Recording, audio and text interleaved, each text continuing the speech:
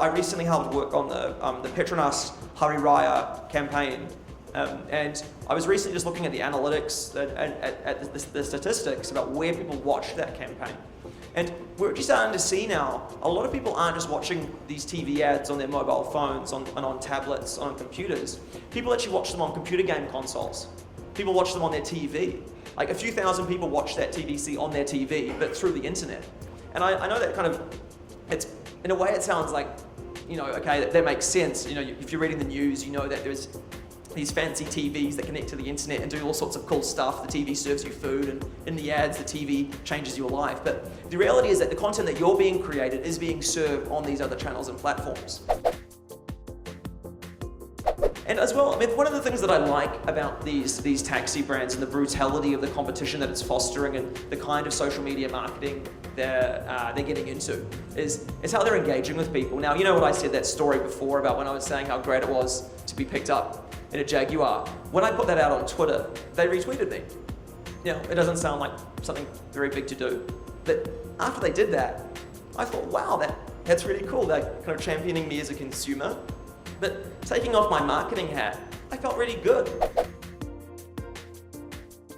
Facebook now obviously offers a lot of ad purchasing options, right? You can buy ads on Facebook, you can do all sorts of boring stuff on it, you can pay for posts, yada, yada, yada.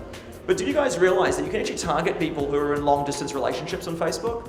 You can target people who are 6 months pregnant. You can target people who have recently had a breakup. You can target people who have recently moved away from home. You can target people who are planning to travel. You can target people who've come back from a trip 1 week ago. There's thousands and thousands of these insane little ad options that I'm sure would be useful to nearly every single person in this room. Using RFID technology to personalize the experience for people who came along to the parties.